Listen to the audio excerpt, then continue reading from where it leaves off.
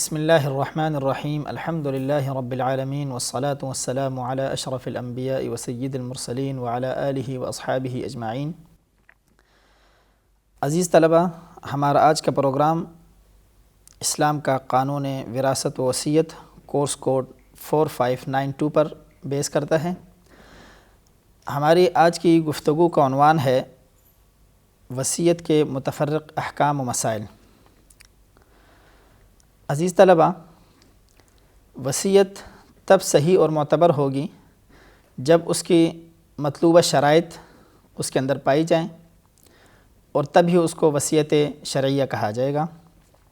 اور وصیت جو ہے وہ صرف 1/3 مال میں نافذ ہو سکتی ہے۔ اس کے علاوہ وصیت جیسے مسلمان کی معتبر ہوتی ہے، اسی طرح غیر مسلم بھی اگر وصیت کرتا ہے تو وہ بھی کچھ شرائط اور کچھ حالات کے اندر معتبر ہوگی۔ اس کے علاوہ اگر کوئی شخص کسی ایسی چیز کے بارے میں وصیت کرتا ہے جو اس وقت موجود نہ ہو، یا وہ چیز ایسی ہو کہ جو حمل کی شکل میں ہو، اس کے بارے میں وصیت کی جائے یا اس کی وصیت کی جائے، وہ وصیت بھی کچھ شرائط کے ساتھ معتبر ہوگی۔ ہماری آج کی اس یونٹ کی گفتگو سے ہم یہ کوشش کریں گے کہ ہم یہ جان سکیں کہ وصیت کی بنیادی اصطلاحات کیا ہیں، جو وصیت پڑھنے والے ایک طالب علم کے لیے ان سے واقف ہونا نہایت ضروری ہے۔ اس کے علاوہ ہم یہ جان سکیں کہ مقروض اور غیر مسلم کی جو وصیت ہے اس کے کیا احکامات اور شرائط ہیں۔ اس کے علاوہ ہم وصیت کے نفاذ اور وصیت کے باطل ہونے کے بارے میں معلوم کر سکیں، اور اس کے ساتھ ساتھ ہم یہ بھی جان سکیں کہ اگر کوئی شخص وصیت کر لیتا ہے اور پھر اس سے رجوع کرنا چاہتا ہے،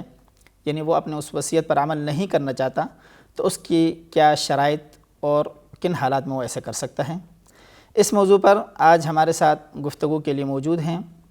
جناب پروفیسر ڈاکٹر غلام یوسف صاحب، جن کا تعلق department of Sharia faculty of Arabic and Islamic studies سے ہے۔ ہم ڈاکٹر صاحب کا شکریہ ادا کرتے ہیں کہ انہوں نے اپنے قیمتی اوقات میں سے وقت نکالا اور اس موضوع پر گفتگو کے لیے ہمارے ساتھ تشریف لائے۔ ڈاکٹر صاحب، آپ کو ہم پروگرام میں خوش آمدید کہتے ہیں۔ ڈاکٹر صاحب، یہ بتائیے گا کہ ایک طالب علم کو جو وصیت کے بارے میں کچھ جاننا یا پڑھنا چاہتا ہے تو اس کے لیے وہ کون سی بنیادی اصطلاحات ہیں کہ جن سے ان کی واقفیت اس کی ضروری ہے؟ نحمدہ ونصلی ونسلم علی رسولہ الکریم۔ عزیز طلبہ، وصیت کے بارے میں اس کا شرعی حکم، اس کی شرعی نوعیت، احادیث قرآن کریم کی روشنی میں تو گزشتہ پروگرام میں آپ سن چکے ہیں۔ کسی بھی موضوع پر گفتگو کرنے کے لیے کچھ اصطلاحات کا جاننا ضروری ہوتا ہے۔ وہ اصطلاحات اگر انسان کے علم میں نہ ہوں تو بات سمجھ میں نہیں آتی۔ سب سے پہلے تو وصیت کسے کہتے ہیں، جس کی تعریف قرآن و سنہ، احادیث اور فقہ روشنی میں آپ کے سامنے آ چکی ہے۔ اس کا دوسرا لفظ کیا ہوتا ہے؟ موسی۔ موسی وصیت کرنے والے کو کہتے ہیں۔ یہ اب ظاہر ہے کہ وہاں جب کتابوں کے اندر جب یہ بات لکھی جائے گی، وہاں یہ نہیں لکھا جائے کہ وصیت کرنے والا، وہاں لفظ لکھا کہ موسی۔ موسی، اس کی دھیان سے پڑھنا، اس لیے طلباء کی سہولت کے لیے یہاں اس پر اعراب بھی لگا دیا تاکہ ان کو دقت نہ ہو۔ تو موسی وصیت کرنے والا۔ دوسرا وصی۔ وصی وہ یہ ہوتا ہے کہ ایک شخص کسی کو کہہ دیتا ہے کہ یار میرے بعد میری وصیت پر عمل درآمد کرنے کے لیے کسی تمہیں مقرر کر دیا۔ تو ایک شخص جو کسی دوسرے آدمی کو اپنی وصیت پر عمل درآمد کرنے کے لیے مقرر کرتا ہے، اس کو وصی کہا جاتا ہے، گو وہ اس کے مال کا وہ نگران ہوتا ہے، تو وصی ہو گیا۔ اس کے بعد موسیٰ بہ۔ موسیٰ بھی وہ چیز جس کے بارے میں وصیت کی، فرض کیا کہ کسی مکان، دکان، فیکٹری یا پیسے کے بارے میں وصیت کی، تو اس لفظ اس کو کیا کہا جاتا ہے؟ موسیٰ بہ۔ ایک اور لفظ یہاں استعمال ہو رہا ہے، موسیٰ لہو۔ موسیٰ لہو۔ موسیٰ لہو وہ ہوتا ہے جس کے بارے میں وصیت کی جائے۔ فرض کیا، اس کی مثال یوں سمجھیں کہ ایک شخص کہتا ہے جی میری وفات کے بعد میرے اتنے پیسوں میں سے اتنے پیسے فلاں ہاسپٹل میں لگا دیے جائیں، فلاں سکول میں لگا دیے جائیں، فلاں یتیم خانے میں لگا دیے جائیں، فلاں مدرسے مسجد میں لگا دیے جائیں، یا فلاں کو دے دیے جائیں، تو یہ لوگ کیا کہلائیں گے؟ موسیٰ لہو۔ تو یہ 4 بنیادی اصطلاحات ذہن میں رکھنی ضروری ہے: موسی، وصی، موسیٰ لہو، موسیٰ بہ۔ ایک اور اس کے اندر اصطلاح آتی ہے موسیٰ فی۔ موسیٰ فی کا مطلب کہ وہ مقام، وہ جگہ جہاں یہ وصیت کا عمل مکمل ہوا، جہاں وصیت کے بارے میں شرائط وغیرہ طے کی، اس کو کہتے ہیں موسیٰ فی۔ تو یہ 5 ایک بنیادی اصطلاحات کا جاننا بڑا ضروری ہے۔ جی، ہم نے اس سوال کے جواب میں یہ جانا کہ وصیت کے بارے میں کچھ جو بنیادی اصطلاحات ہیں ان میں سے ایک وصی، موصی، موصی لہ اور موصی فیہ، یہ بنیادی اصطلاحات ہیں۔ جب تک ہم ان کو نہیں سمجھیں گے تو ہم اگر اس موضوع سے متعلق کچھ پڑھیں گے تو ہمیں اس کا صحیح مفہوم سمجھنا بہرحال مشکل ہوگا۔ ڈاکٹر صاحب یہ بتائیں، اگر ایک آدمی ہے اس نے وصیت کر لی ہے اور وصیت کرنے کے بعد وہ اپنے اس وصیت سے رجوع کرنا چاہتا ہے، وہ یہ سمجھتا ہے کہ میرا یہ فیصلہ درست نہیں تھا یا اس سے کسی بہتر مصرف میں مال صرف کر سکتا ہوں یا اس سے میرے ورثاء کو نقصان ہو رہا ہے، تو ایسی صورت میں اس کے لیے کیا شریعت نے گنجائش دی ہے کہ وہ وصیت کرنے کے بعد پھر اس سے رجوع کر لے؟ اس سلسلے میں بنیادی چیز یہ ذہن میں رکھیں کہ وصیت مکمل کب ہوتی ہے؟ مکمل اس وقت ہوتی ہے جب موصی کی وفات ہو۔ جب تک موصی کی وفات نہیں ہوتی تو وصیت مکمل ہی نہیں ہوئی۔ اس لیے یہ وصیت وہ تبرع ہے، وہ ایک احسان ہے جو وہ شخص کر رہا ہے، تو اسے حق حاصل ہے کہ اس کی تکمیل سے پہلے اس سے وہ کیا کر لے، رجوع کر لے۔ حضرت فاروق اعظم رضی اللہ تعالیٰ عنہ فرمایا کرتے تھے یغیر الرجل ما شاء من الوصیت، کہ اگر کسی آدمی نے کوئی وصیت کی ہے تو جب چاہے اس میں وہ ترمیم وہ کر سکتا ہے، کیونکہ یہ اس کا بنیادی حق ہے۔ اس کے ساتھ ساتھ اور بھی کچھ چیزیں ایسی وہ جاننا ضروری ہے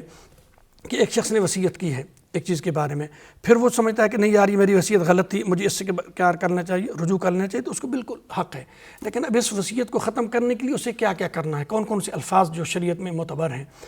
کچھ الفاظ ایسے ہوتے ہیں جو بالکل صراحتاً کہے جاتے ہیں،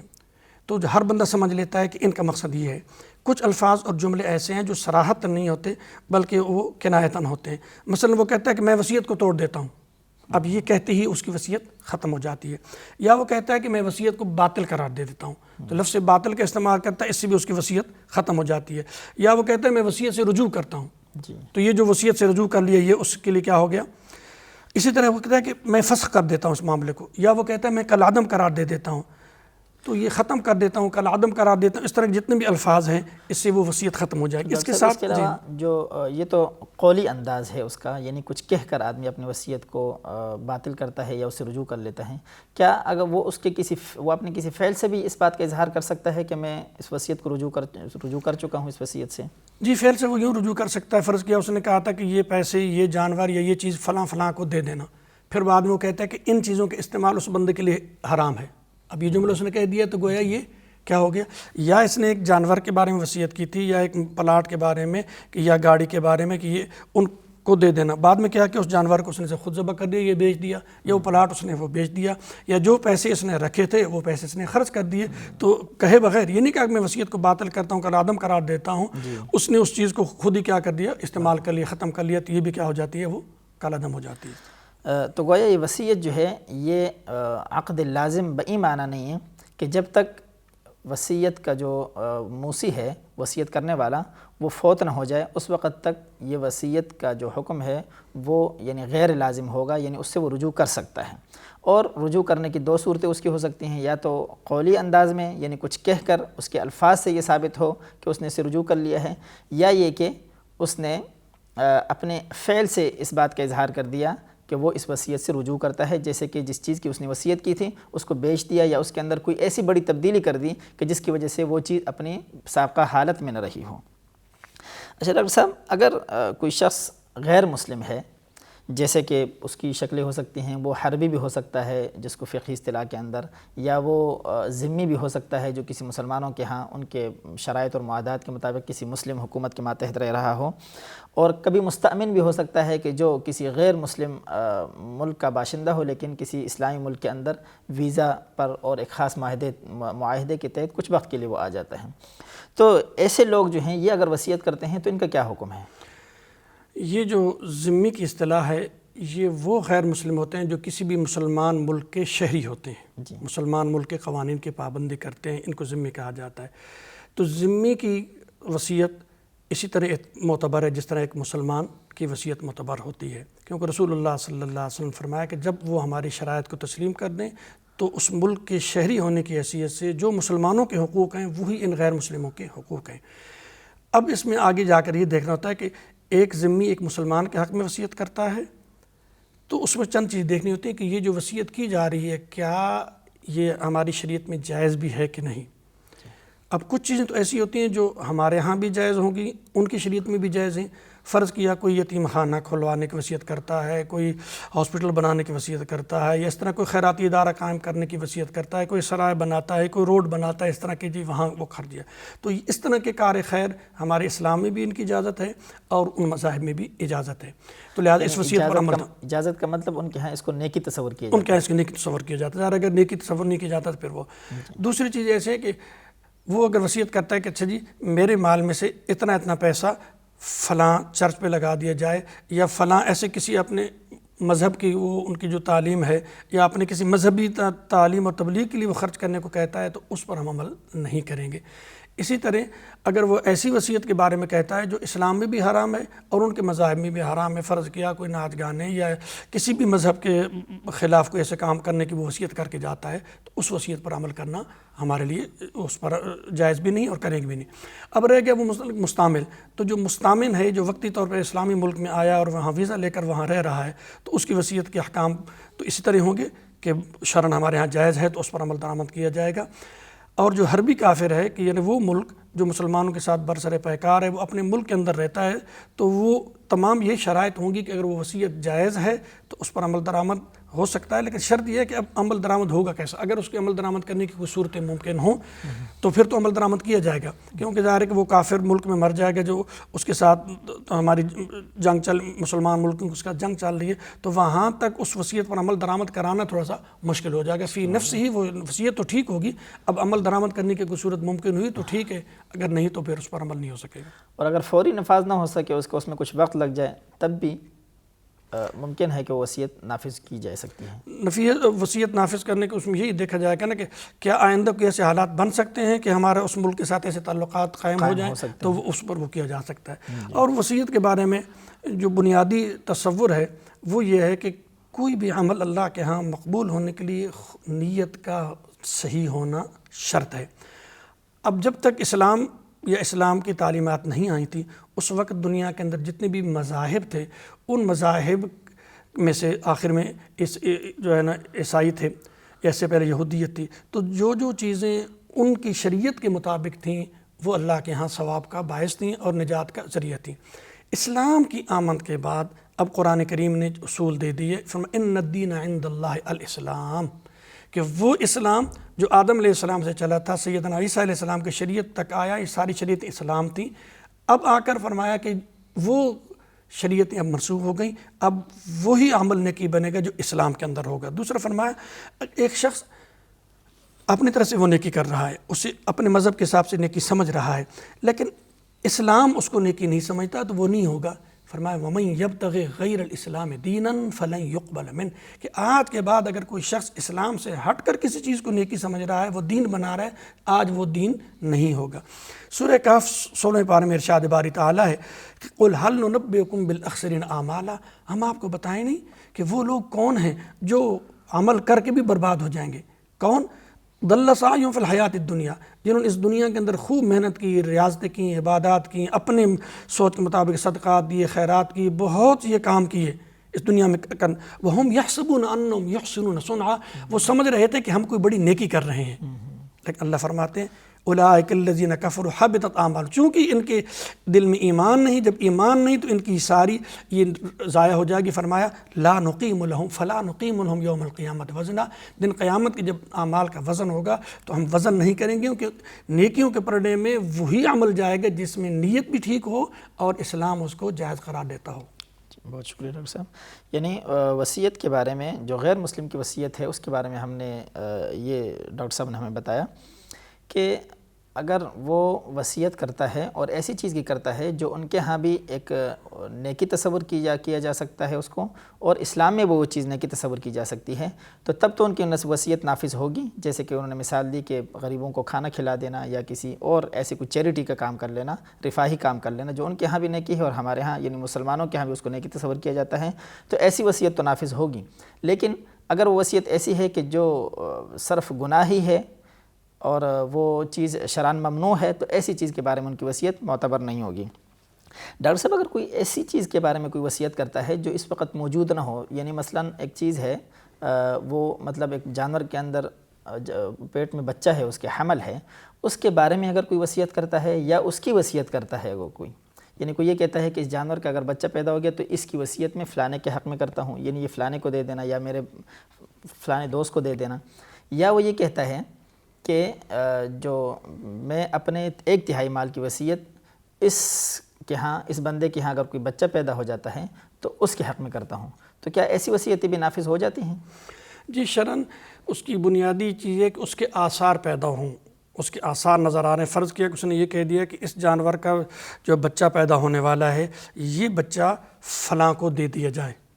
لیکن وہاں یہ شرط بنیادی ذہن میں رکھنی ہے کہ وہ اس کے 1/3 مال کے اندر ہو۔ جی، ایک یا اس نے کہہ دیا کہ یہ میں نے جو باغ لگایا یا جو میں نے کھیت لگایا اس کھیت کے اندر آنے والا جو غلہ ہوگا وہ فلاں کو دے دے، یا ان باغات کے آنے والے اتنے سال تک کا پھل فلاں کو دے دیا جائے، تو اس کی شریعت نے اجازت دی، یہ وصیت اس کی موت کے بعد قابل عمل ہوگی۔ یہ غیر موجود چیز کی جی وصیت ظاہر غیر موجود کی، لیکن اس کے موجودگی کے آثار موجود ہیں۔ اگر وہ ایسی ہوا میں کچھ کہہ دیتا ہے جی مطلب فصل وغیرہ ہے تو اس کے تو آثار فصل موجود ہیں، اس نے لگائے ہوئے فصل ہے یا وہ کھیتی، اگر آئندہ کے لیے ہے تو وہ غیر موجود چیز کے بارے میں، وہ غیر موجود کے بارے میں۔ اسی طرح اگر وہ کسی انسان کے ہاں پیدا ہونے والے بچے کے بارے میں فرض کیا کرتا ہے وصیت، لیکن یہاں یہ بنیادی شرط ہے کہ وہ پیدا ہونے والا بچہ اس کا وارث نہ ہو،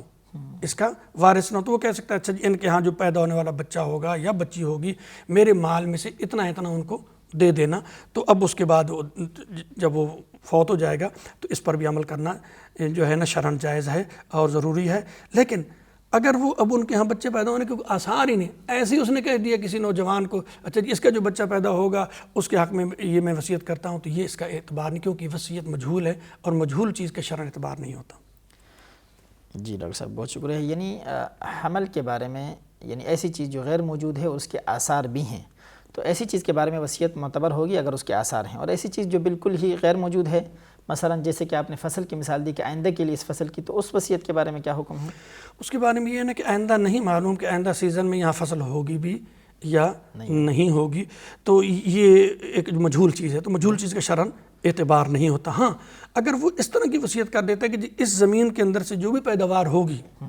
اس زمین کے اندر سے جو بھی پیداوار ہوگی وہ پیداوار غرباء پر فراہم کو تقسیم کر دیے، تو یہ قابل عمل ہے، وقف کی شکل میں، وقف کی شکل میں ہو جائے گی۔ جی بعض دفعہ ڈاکٹر صاحب ایسی صورتحال پیش آتی ہے کہ ایک زمین ہے وہ 2 بندوں کے درمیان مشترک ہے، دونوں ہی اس کے مالک ہیں، اور وہ ایک بندہ جو ہے وہ اپنے حصے کی وصیت کر دیتا ہے، کہتا ہے میرے مثلا اس پلاٹ کے اندر جو میرا حصہ ہے وہ میں فلانے شخص کے لیے اس کی وصیت کرتا ہوں یا کسی چیریٹی فنڈ میں ڈالنے کی اس کی وصیت کرتا ہوں، تو کیا ایسی وصیت کے نفاذ کی کیا صورت ہوگی اور کیا یہ جائز ہے؟ اس میں شرعاً اس کی اجازت ہے۔ اب یہ اس کا شریک کار بن جائے گا۔ فرض کیا کہ 2 بھائیوں کا کوئی پلاٹ تھا یا 2 لوگوں کا کوئی دکان تھی یا کوئی فیکٹری تھی یا کوئی گاڑی تھی، کوئی جانور، تو اب اس نے کہہ دیا کہ میرے بعد یہ اتنا حصہ اس کو دے دیا جائے گا، تو اب وہ اس کے ساتھ شریک کار ہو جائے گی، اب ان کے دونوں وہ چیز مشترک ہو جائے گی، جس طرح پہلے اس موسی اور اس کے درمیان تھی، اب جس کے حق میں وصیت کی گئی یعنی موسیٰ لہو اور اس کے درمیان یہ چیز مشترک ہو جائے گی، اور اس پر عمل کرنا جو ہے اگر ممکن ہو تو عمل کیا جائے گا۔ لیکن اگر وہاں جھگڑے یا فساد کی کوئی صورت بنتی ہے، فرض کیا وہ کوئی گاڑی ہے یا مکان ایسا ہے کہ اس نے کہ پہلے 2 بھائیوں کا یا ایسے 2 لوگوں کا تھا جو مشترک طور پہ رہ رہے تھے، اب اس نے ایسے بندے کے حق میں وصیت کر دی جن دونوں کا وہاں رہنا اب مشکل ہے، 2 فیملیاں یا 2 لوگ نہیں رہ سکتے، تو پھر وہ عدالت اس مکان کو بیچ کر دونوں کو اپنے اپنے حصے کے مطابق ان کو پیسے دے دے گی تاکہ جھگڑا اور وہ نزاع ختم ہو جائے، لیکن وصیت پر عمل کرنا ضروری ہے۔ ضروری ہے۔ یعنی مشترک چیز کے بارے میں عزیز طلبہ، مشترک چیز کے بارے میں جو مسئلہ ہے وصیت کا وہ یہ ہے کہ اگر اس کا نفاذ اس طریقے سے ہو سکے کہ وہ جو جس کے حق میں وصیت کی گئی ہے وہ اس دوسرے بندے کے ساتھ شریک ہو جائے گا اس پلاٹ کے اندر، اور جو وصیت کرنے والا ہے ظاہر ہے اس کا حصہ ختم ہو جائے گا، تو اب اس کے نفاذ کی صورت یہ ہوگی کہ اگر بالکل شریک رہ کر اس سے استفادہ کیا جا سکے تو ٹھیک ہے، نہیں تو پھر یا تو اس کو آپس میں اتفاق سے یا بیچ کر، یا کوئی اور صورت ایسی ہو کہ جس سے وہ دونوں طریقے سے دونوں جو ہے اس سے استفادہ کر سکے تو تب تو ممکن ہے، نہیں تو پھر جو ہے عدالت کے ذریعے اس کی کوئی ایسی صورت نکالی جائے گی کہ دونوں کو اس کا حق مل جائے، ایک جو شریک تھا اس کے اندر اور ایک وہ شخص جس کے بارے میں وصیت کی گئی ہے کہ یہ اس میں فلانے کا حق ہو جائے۔ اچھا ڈاکٹر صاحب، کبھی کبھی لوگ ایسا بھی کرتے ہیں جو کہ اگرچہ شرعاً کوئی مرغوفی نہیں ہے، کہ وہ یہ کہتے ہیں کہ میرے بعد میرا جو ترکہ ہے، یعنی میں جب اس دنیا سے چلا جاؤں تو میرے بعد جو میرا ترکہ ہے، میرے وراثت کا جو میرا مال ہے وہ اس طریقے سے تقسیم کیا جائے۔ اب ظاہر ہے اس کی 2 ممکنہ صورتیں ہو سکتی ہیں کہ یا تو وہ ایسی تقسیم کے بارے میں کہتا ہے کہ جو شرعاً بھی وہی تقسیم بن رہی تھی، یعنی شرعاً اس کی وراثت کے حصے بھی وہی بن رہے تھے. دوسری صورت یہ ہو سکتی ہے کہ ان کی وراثت میں اس طریقے سے حصے نہیں بنتے ہیں, تو ان کی کیا صورتحال ہوگی؟ کیا ایسا کرنا جائز ہے اور اس کے نفاذ کی کیا ترتیب ہوگی, اور اس کے جواز اور عدم جواز کے بارے میں کیا؟ کوئی بھی شخص اپنے ترکہ کے بارے میں اگر وہ وصیت کرتا ہے کہ میرے ترکہ کو اس طریقے پہ تقسیم کیا جائے, تو پہلے یہ دیکھا جائے کہ اگر اس نے اسی طرح وصیت کی جس طرح شرعاً ان کا حق بنتا تھا, جو وراثت کے حصے, جو وراثت میں اس کے حصے تھے, اس کے ملک العین مطابق اس نے کی, تو اب یہ اس کی وصیت تو ٹھیک ہے, لیکن ورثاء کی مرضی ہے تو اس پر عمل درآمد کریں, اور اگر وہ نہ کرنا چاہیں تو اس پر کسی قسم کا کوئی گناہ نہیں. لیکن اگر اس نے وصیت اس طرح کی کہ وراثت اس شریعت کے قانون سے ہٹ کر اس نے تقسیم کی, جو شرعاً ان کے لیے تھی, وہ اس سے مقرر تھے, ان حصوں میں اس نے کمی بیشی کر کے وصیت کی, تو یہ وصیت باطل ہوتا ہے, اس کی وصیت کا اعتبار نہیں ہے. اسی طرح اگر اس نے جاتے وقت کوئی وصیت میں ایک شخص کو زیادہ حق دے دیا, یا یہ کہہ دیا کہ اچھا جی میرے بعد شریعت کے مطابق جب تم تقسیم کر لو گے جو میرا تیسرا حصہ مال بچے گا, تیسرا حصہ مال اس میں سے میرے فلاں رشتہ داروں کو دے دیں اضافی طور پہ, تو یہ بھی ٹھیک نہیں, کیونکہ جس شخص کو وراثت میں حصہ مل رہا ہے اس کے حق میں وصیت کرنا جائز نہیں. تو گویا کہ ترکے کی تقسیم میں اس شخص کے لیے یہ تو جائز ہے کہ وہ کوئی ایسی صورتحال بنائے اور ایسی وصیت کرے کہ جس میں صرف ان کے لیے تقسیم میں آسانی ہو جائے, اور وہ اگر اس پر بعد میں راضی ہوں اور اس کو ایکسیپٹ کرتے ہیں تو پھر تو ٹھیک ہے, لیکن اگر وہ اس کو ایکسیپٹ نہیں کرتے ہیں, وہ کوئی اور تقسیم کرنا چاہتے ہیں, تو اس چیز کا بھی ان کو اختیار ہے. اچھا, ایک اور سوال ہم آپ سے یہ جاننا چاہیں گے ڈاکٹر صاحب کہ کبھی کوئی شخص وصیت کرتا ہے اور کہتا ہے کہ اس کمرے کے اندر جو مال ہے وہ سارا کا سارا میں فلانے کے حق میں وصیت کرتا ہوں. اب اس میں کچھ مال ایسا ہوتا ہے جو اضافی اس کے اندر لگایا گیا ہے, لیکن اس کا حصہ مطلب مکان کا حصہ بنا دیا گیا, جیسے کہ کوئی کھڑکی ہے وہ لگا دی اور وہ دیوار میں پیوست کر کے لگائی گئی ہے, کچھ سامان اضافی ہیں. اب جو جس کے حق میں وصیت کی گئی ہے وہ آ کے کہتا ہے کہ میں یہ جو ان سے الماری ہے پیوست ہے یہ بھی میرا حصہ بنتا ہے, اور فرض کہ اگر کوئی لائٹ ہے پنکھا ہے تو وہ بھی اس کا حصہ بنتا ہے, کیونکہ اس نے یہ کہا تھا کہ یہ اس گھر کے اندر جتنا سامان ہے وہ سارا اس نے مجھے وصیت کیا ہوا ہے. تو اس سلسلے میں اس کو کیا دیا جائے گا؟ اب اس میں دو چیز ہوتی ہیں جس کو ہماری فقہ اسلام میں کہا جاتا ہے کہ وصیت میں ایک اضافہ ہو جانا. فرض کیا کہ اس نے کہا کہ یہ جانور ان کو دے دینا, اب اس کی وفات کے بعد وہ جانور نے بچہ دے دیا, اب وہ جانور ایک کے بجائے دو ہو گئے, تو یہ سارا کے سارا اسی کی طرح چلا جائے گا. دوسری جو آپ نے پوچھا کہ اس نے کہا کہ اس مکان کے اندر جتنا سامان پڑا ہے وہ اس کا ہے. تو اب عرف کا یہاں اعتبار ہے کہ عرف میں کس چیز کو سامان کہا جاتا ہے. عرف عام میں جب کوئی شخص مکان بیچتا ہے تو مکان بیچتے وقت وہ پنکھے نہیں لے جاتا, بلب نہیں لے جاتا, اسی طرح الماریاں وغیرہ یا وہ چیزیں جو مکان کا حصہ ہیں اس کے ساتھ پیوست ہیں وہ نہیں اکھاڑ کے لے جاتا, صرف اس کے اندر جو اضافی جو اس کو سامان لے جاتا ہے. تو اس میں عرف کا اعتبار ہو, جیسے ہم کسی کو مکان اگر بیچتے ہیں تو ہم جو سامان نکال سکتے ہیں جس کی وہ عرف ہمیں اجازت دے رہا ہے, تو یہاں وصیت میں بھی اسی سامان پر اس کا اطلاق ہوگا جس پر عمل درآمد کرنا ممکن ہے. اب وہ جائے کہتا ہے جی پنکھے بھی میرے ہیں, یا اس کے اندر جو اضافی چیزیں کوئی اور لگی کھڑکیاں جیسے کہ اچھا ایلومینیم کی تھیں پہلے, وہ لوہے کی تھیں, اس طرح کی, تو اس کا اعتبار نہیں ہوگا. لیکن البتہ اگر اس کے اندر ایئر کنڈیشن ایسا لگا ہوا ہے تو یہ اس کا حصہ نہیں ہو, کیونکہ اس میں عرف کو دیکھا جاتا ہے, عرف کے اندر کیا ہوتا ہے. یعنی جو چیز عرف کے اندر اس کمرے کے اندر اضافی فرنیچر تصور کیا جاتا ہے اس کو تو لے جائیں گے, وہ وصیت کرنے والے کے حق میں وہ اس کا مال ہوگا, اور جو چیز اس کمرے کے اندر پیوست ہے یا باقاعدہ لگی ہوئی اس کمرے کا حصہ ہے یا اس بلڈنگ کا حصہ بن جائے عرف کے اندر, جس کو اس کا حصہ سمجھا جاتا ہو, تو وہ چیز جو ہے وہ پھر وصی کی نہیں ہوگی. اور جیسے آپ نے بتایا کہ کبھی وہ اس کے اندر اضافہ کر لیتا ہے, تو اضافے کی صورت میں بھی جو اضافی چیز ہے وہ وصیت کا حصہ ہوگی. اس میں دو صورتیں ہیں نا, کہ ایک تو خود بہت اس کے اندر اضافہ ہو گیا, دوسری یہ کہ اس نے اضافہ کر دیا. فرض کیا کہ اس نے کہا تھا کہ یہ جو مکان ہے یہ اس کے میرے بعد فلاں کو دے دینا, تو بعد میں اس نے کیا اس کی دوسری منزل بھی بنا لی, تو اب وہ دوسری منزل وصیت میں شامل نہیں ہوگی. اس نے یہ کہہ دیا کہ اچھا یہ جانور فلاں کو دے دینا, یا یہ درخت میرے بعد فلاں کو دے دینا. اب اس درخت کے ساتھ پھل بھی آ گیا یا اس جانور نے بچہ دے دیا, تو اب یہ اس کی صورت الگ ہے, یہ وہ جانور یا یہ چیز تو اسی کی ہوگی, لیکن جو اس کی طرف جو اضافہ ہوا وہ ان کے لیے نہیں ہوگی جب تک اس کی یہ خود صراحت دوبارہ نہ کرے. جیسے اس نے اگر کھیتی کی وضاحت کر دی ہے تو اس شخص کا یہ وصیت کی ہے تو اس شخص کا یہ حق نہیں بنتا کہ وہ یہ دعویٰ کرے کہ زمین بھی ساتھ میری ہے. عزیز طلبہ, آج کے ہم نے اس یونٹ میں